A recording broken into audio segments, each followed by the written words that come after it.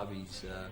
He's been a trainer, he's been a property steward, and he's one of the most loyal person we've got at the club. He's been there through the bad times when I first started at the club, through the good times with the premierships, and now the club's rebuilding. He's still there, and he's very supportive of the players.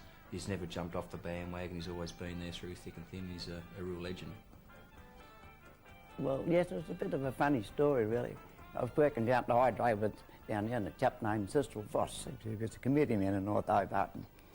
He said something about, oh, they needed trainers, and I said, I wasn't so interested. And then all of a sudden, when they come up, I got a letter from North Hobart, which I've got here like that, and I read this letter and I looked at it, and it was from the president. He said, "Dear Mr. Lister, dear sir, discussion of appointment of trainers come up at the meeting in North Hobart Football Club.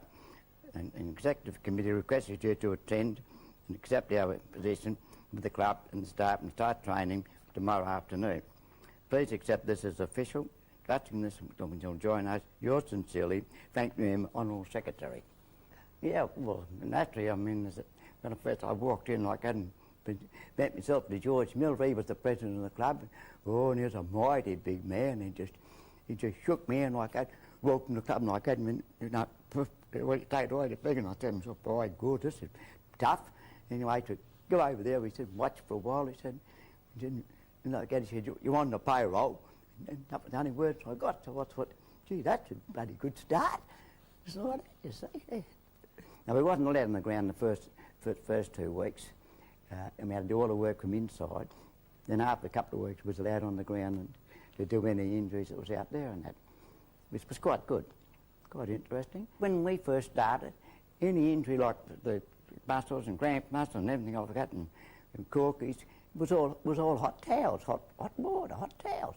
We'd have to get that many hot towels, you couldn't keep up. Now it's changed that completely, now it's all ice.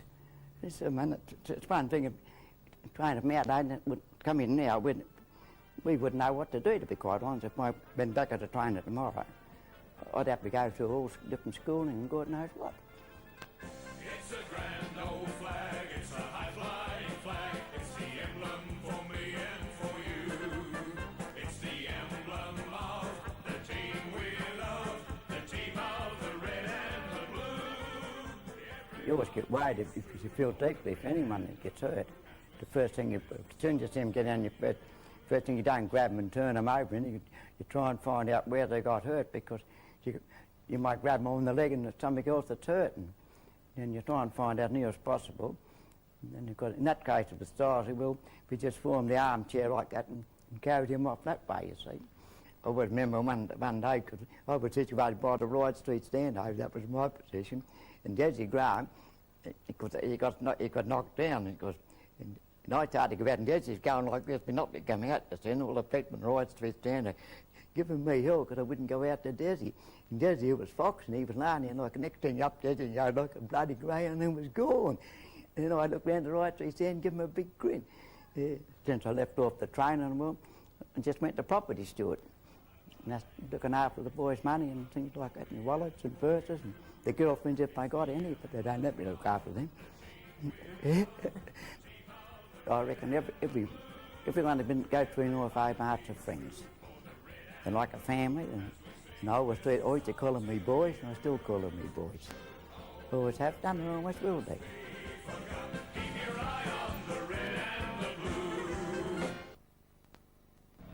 The rain started yesterday afternoon with North Hobart Oval copping its fair share.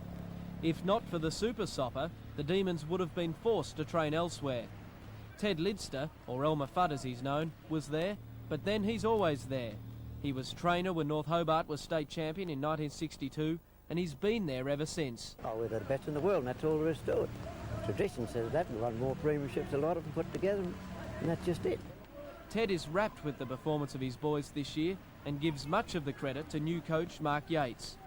The former Geelong star even had the good grace to have his first child born in the state. Tasmanian born, yes. He won't be a Vic, will he?